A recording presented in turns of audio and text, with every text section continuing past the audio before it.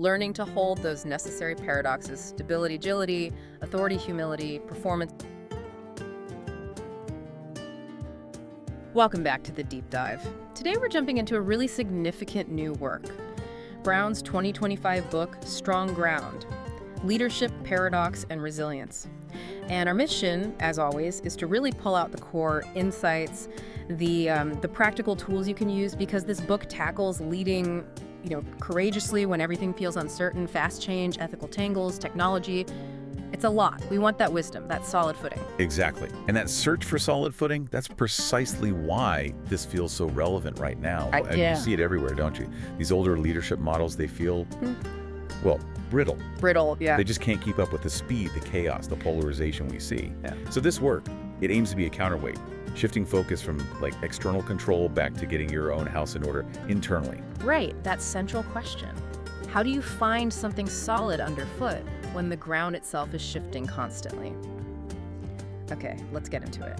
Brown's main idea: strong ground. She talks about it not just as, a nice concept, but it's both a metaphor and a practice. A demanding one, actually. It means having real clarity inside, being present, and anchoring yourself in core values in real time. Mm-hmm. It sounds maybe a bit philosophical at first glance. Yeah, a little. But when the pressure cooker environment hits, that internal ground, that's the first thing that tends to evaporate if you haven't practiced holding on to it. Okay, so how does having it change things? Well, crucially, it allows you to respond rather than just react. Think about a crisis, right? A market tanks or there's a big PR mess. Okay. A leader without that strong ground, they react. Impulse, fear, maybe protecting themselves first. And those reactions, they often break trust, lead to really damaging short-sighted calls. I can see that. But strong ground, it builds that internal resilience. We're talking mental, emotional, even relational toughness. Mm-hmm. Like instead of being wiped out by a wave of change, you can actually ride it because your core is stable.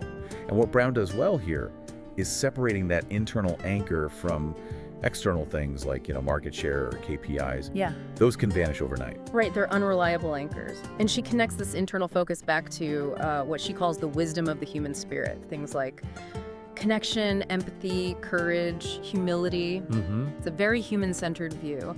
But I have to ask, in this age of AI, metrics, constant performance pressure, does focusing on just being human risk sounding a bit soft, especially to shareholders? That's a really fair question, and honestly a critical challenge. Brown tackles it directly, though, with a pretty strong warning. She says these vague reassurances, what makes us human will keep us relevant. Right, you hear that a lot. Yeah, and she says those are actually dangerous. Lazy, even. They're dangerous if we don't actually actively live up to the requirements of being truly human, of using that wisdom. So it's not automatic. Not at all. Being human in this context isn't passive. It's the choice, a constant choice towards connection, towards courage. If you aren't disciplined about empathy and humility, well, then machines optimized just for efficiency will run circles around human leaders who are stuck in ego and fear. It demands action, rigor, not just nice feelings. Okay, that completely reframes the stakes. It's not soft at all then, it's demanding. And if it requires disciplined action, that takes us straight into maybe the most challenging part of the book. This focus on paradox over simple binaries. Yes. Because organizations, they love clean choices, right? Where they're fast or stable, we're tough or we're caring. Pick one.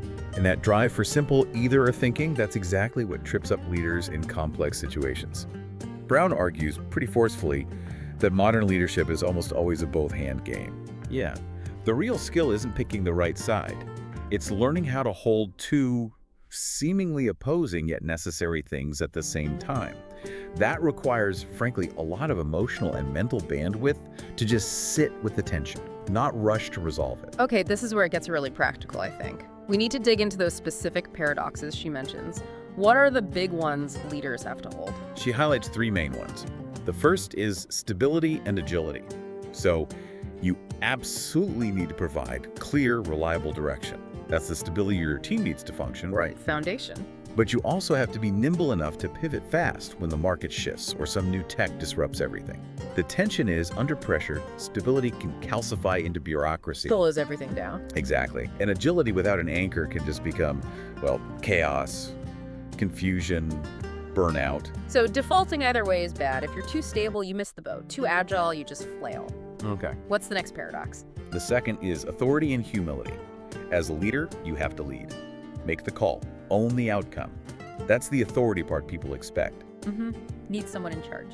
But, and this is crucial, in today's world, no single person has all the answers. It's too complex. So you must also have this deep humility. The willingness to say, I was wrong, or I need help here, or simply, I don't know yet. Wow, that's a tough one. It's incredibly tough. Because the moment a leader tries to project this false certainty just to look authoritative, Yeah. they shut down feedback. They cut themselves off from the very information they need from the team to navigate the complexity. And that can lead everyone right off a cliff. Holding it means leading decisively, but always signaling you're open to being challenged. That feels like walking a tightrope, especially in cultures where being decisive is often mistaken for, always being right. Exactly. It requires real ego management. Okay, and the third paradox. This one's maybe the most fundamentally human. Performance and belonging. You have to drive results, hit targets, innovate, deliver. That's the performance engine. The bottom line, basically. Yes. But that drive has to coexist with making sure every single person on the team feels psychologically safe, valued, connected, that sense of belonging. And what's the danger if you just hammer on performance? Which, let's be honest, a lot of places do. Well, when performance metrics become the only thing that matters, when belonging is seen as a nice to have, you breed fear. Fear. Yeah. Fear of failure, fear of speaking up. People stop taking risks, the very risks you need for innovation. They hide mistakes. They start competing internally instead of collaborating. And ironically, that sabotage long-term performance. So the paradox is you need both, fiercely.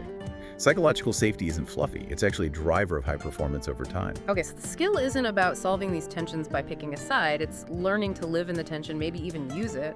But wow, that sounds exhausting. It requires practice, discipline. Right, so if that's the internal mindset, the holding of paradoxes, how do we make this real? You mentioned Brown stresses operationalizing values, not just, putting them on a poster. Yes, this is where it moves from philosophy to actual mechanics. It's about going beyond just saying, oh, trust is important. Yeah. The first step is practical. Identify your actual foundational values, maybe just 2 or 3 that are non-negotiable anchors for you. Okay, define your core values. So then you need a system, a way to notice when you're actually living those values, and more importantly, when you're starting to drift away from them. How do you notice the drift? This is where she introduces the idea of indicator lights. Think of it like a warning light on your dashboard. An indicator light is a specific behavior or maybe an emotional state that signals one of your core values is getting compromised, usually by fear. Can you give an example? Sure. Let's say one of your core values is empowerment or trust. Your indicator light might be noticing yourself starting to micromanage when a deadline gets tight. Ah, okay. That micromanagement is often a fear response. It signals you've drifted from trusting your team because you're seeking control. The light is flashing. Got it. So if my value was, say, integrity, an indicator light might flash if I catch myself wanting to avoid a really difficult, honest conversation. Or maybe making a decision just to save face. Precisely. That awareness, that oh moment when the light flashes, that's the trigger for course correction. And the discipline to actually notice that drift. That's how Brown redefines courage. So courage isn't some big, heroic feeling? No, not really. She argues it's more about the quiet daily discipline. Discipline to stay grounded in your values. Humility to admit, oops, indicator lights flashing, I messed up here. And then the accountability to actually correct course, even when it's uncomfortable or costs something. That emphasis on character, on self-awareness, rather than just pure strategy or output. It's powerful. But let me push back a bit, like before. How does a leader realistically implement this? Especially in organizations obsessed with quarterly results, hard data. I mean, if leadership is about character and connection, like the book argues, how do you measure discipline or humility in a performance review? Do they even try? That's the million-dollar question, isn't it? And it's the fundamental challenge this book throws down to organizations.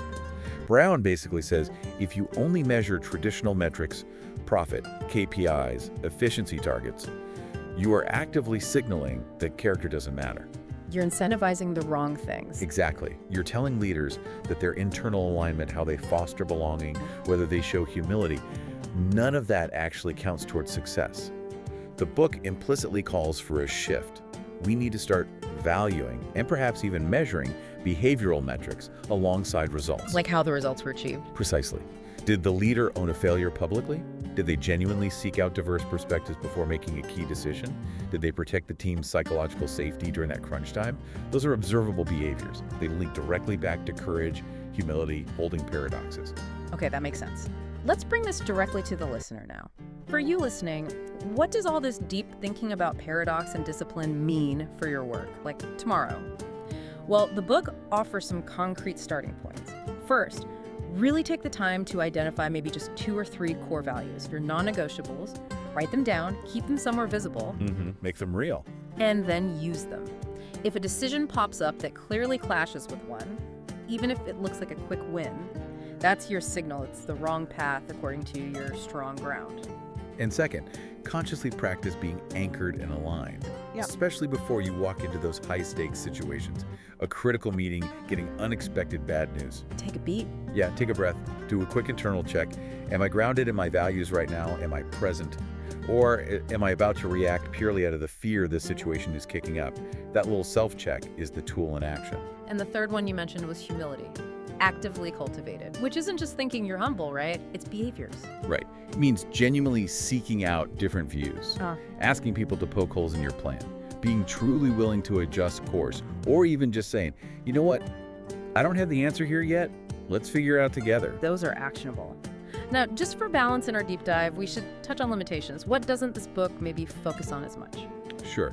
It's important to be clear. If you're looking for, say, detailed technical blueprints, like exactly how to restructure a specific type of team or a brand new framework for setting financial KPIs, The hard tactics. yeah, the very specific how-to tactics are less prominent. The weight is really on the internal work, the mindset shifts, the reflection needed to build that strong ground. And I imagine translating that idea of holding paradoxes from a concept into like actual consistent behavior under pressure. Yeah. That's still the hard part, isn't it? Absolutely. That gap between insight and sustained action is always the challenge. The book gives you the framework and the why, but doing it day in, day out in messy reality, that takes ongoing effort. Makes And one other thing, for people who know Brown's earlier work on vulnerability and courage, this isn't necessarily a radical break. It's more of an evolution, a deepening, and maybe a more urgent application of those core ideas, specifically for today's leadership landscape. Got it. An essential evolution, as you said. Okay, so let's quickly recap the core knowledge nuggets we've pulled out here. First, leading in complexity demands discipline alignment with your values, more than just reacting emotionally. Right. Respond, don't react. Second, the key skill is embracing tension. Learning to hold those necessary paradoxes, stability, agility, authority, humility, performance, belonging at the same time. Tolerate the tension. And third, you need those tangible indicator lights linked to your values so you can spot when you're drifting off course due to fear and correct quickly. Exactly. Awareness triggers action. Which brings us to our final provocative thought for you, the listener, to take away and chew on. Yeah, building directly on this. If we accept that leadership truly requires this disciplined character, this deep connection, this sense of meaning, then take a hard look at the metrics your organization uses right now, today. Okay. Which of those metrics might actually be, perhaps unintentionally, sabotaging your team's ability, maybe even your own ability to live up to those human requirements? Do your current systems reward short-term wins, even if they come at the cost of character? How do you measure or even just recognize the success of a leader who chooses humility over false certainty? That's the challenge Brown leaves us wrestling with. A lot to think about there. Grab Strong Ground by Brené Brown, now on sale $23.95. Don't miss this chance and build good habits and achieve remarkable results. Buy now today.